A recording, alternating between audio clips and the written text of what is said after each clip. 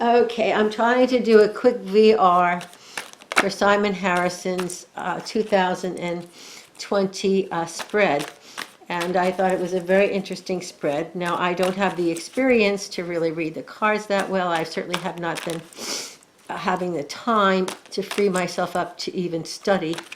It's been a summer of major garden work and then trying to get the garden cleaned up, which I'm way behind on, and that's probably going to wait till spring. And then I tried to get my meditation room going, and I did a lot of work in there, and some other things with my decks, getting them organized. But this week I got some bad news about my eyes. I have sort of an advanced case of wet macular degeneration, which means that every month I have to go and get needles stuck in my eyes to hopefully forestall the progression of this disease. And hopefully I will have sight. So needless to say, I won't be buying any more tarot cards because I don't know how much longer I might be able to have my sight. I have the wet macular degeneration is the more dangerous one, and they don't know how long these shots will work. So I hope that I pass this plane long before I need to deal with them. So I'm just going to try to do this little spread, and I may stop the video just to look at my book to see what some of the things mean. So we'll see.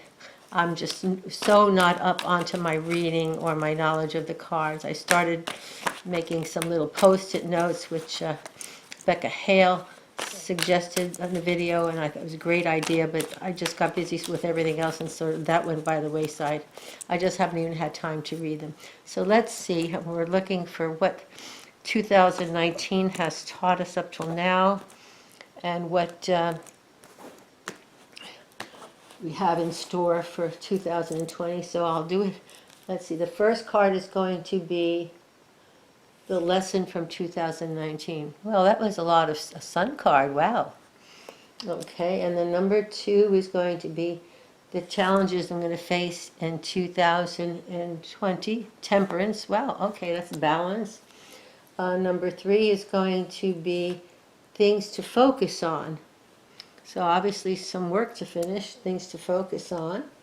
And number 4 is going to be what opportunities. Oh, new adventures. Okay. And number 5 is going to be the overall view. Okay, so, well, I think I can read these a little bit.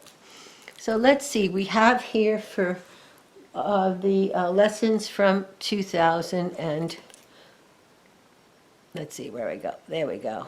Can I see that okay? I'm trying to figure out this camera. I've never had the camera in this position, so let's see. Okay. Well, we have here the Sun card.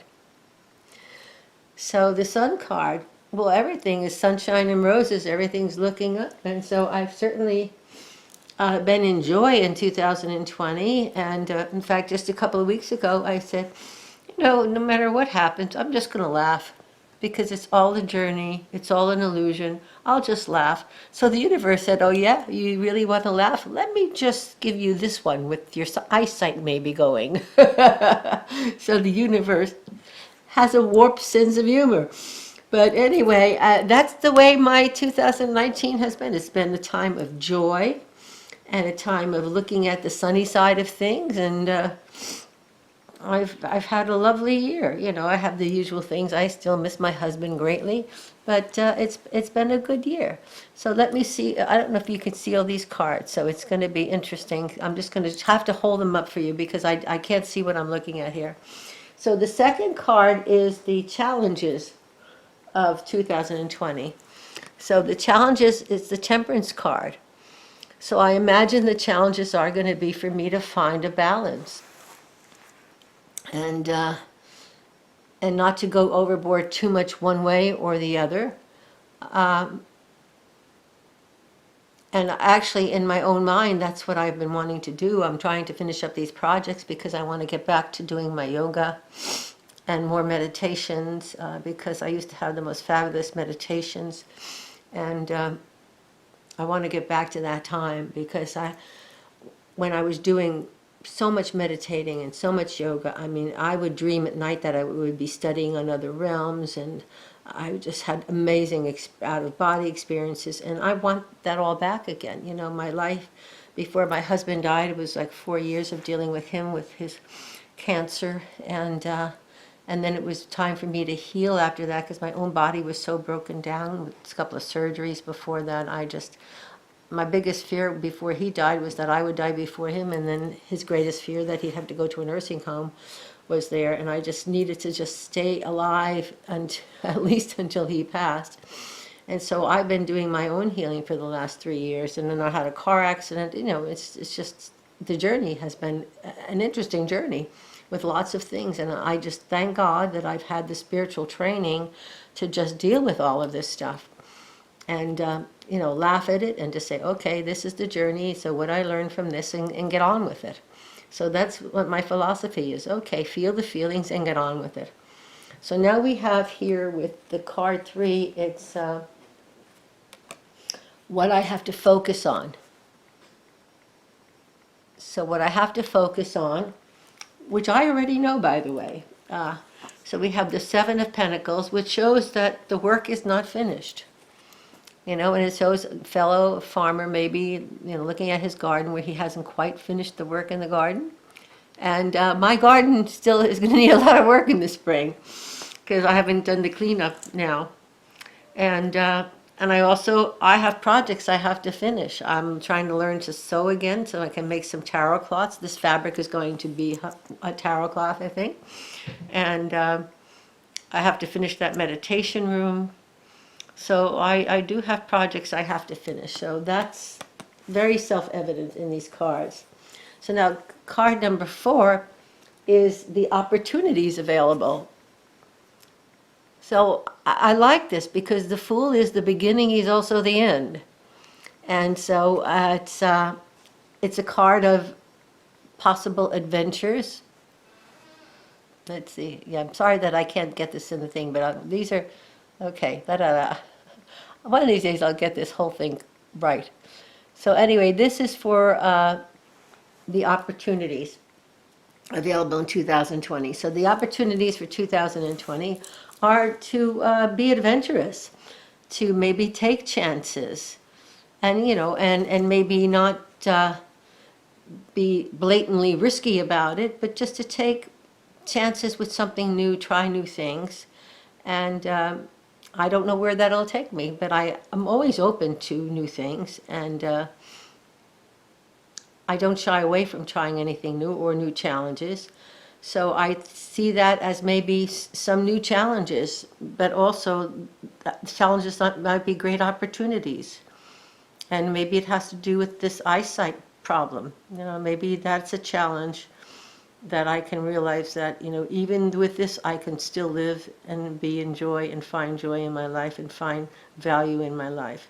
So that has a lot to do with it. In fact, I'm going to save this to think about it even more. And then the last one here is the Queen of Swords. Now, I'm still not sure about a lot of the court cards. Now, the Swords, to me, of course, is about information. It's about truth. But I need to study these court cards. In fact, I have a book on court cards that I should be reading. And I just got new glasses this week because with this macular degeneration, reading has been very difficult because this thing came on me very, very quickly. And I asked my eye doctor, like, when this can happen and why can it happen? He said it can happen overnight. And this only happened like in the last couple of weeks. I noticed my vision going, and I thought it was my glasses. And good thing I went to the optometrist, and he checked, and he saw that I had retinal damage, and he quickly called the retina doctor and got me in there very quickly. And I got in there Tuesday, and Tuesday afternoon they were shooting needles in my right eye and treating me and getting me started on the therapy that I need for my eyes. And I also got new glasses at the same time, so I can read now, but things are still a little blurry, so I don't know how much longer I'll drive or any of these things. This is all up in the air right now. But let me see what the Queen of Swords says, because I must look in the book here, because I need to work on learning these court cards. So what does it say? This is the book I'm using here. Here we go. This is the deck I'm using. Let's see. Da da da. Okay. So this is the Radiant Wise Spirit deck, which I really love. I love the artwork on it. And I actually bought a backup of this deck because the first one I got, this one here, that I edged, some of the cards that were peeling in some of the top corners, and I've had to glue them. So the Queen of Swords here says clear thinking, straight and to the point, perfect articulation, knowing what you want and expressing it indirectly. The Queen of Swords wields the nature and feminine power of the mind. Excuse me, I'm having a little hard time reading, so I'm taking this slowly. Her hand is extended to invite you in and extend greetings. There she is. Her sword is pointed towards clarity and truth, so the highest form of truth is given. She will always tell you what you need to hear and convey in the most direct form possible.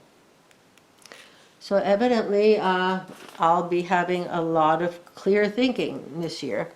And, you know, it looks like I have a lot of thinking to do this year, because with trying to finish up all these projects that I have, not knowing where my life is going to go with this problem with my sight, you know, what freedoms will I use? You know, will my sight respond well to this treatment so that at least I can still, you know, read my mail, pay my bills, drive my car?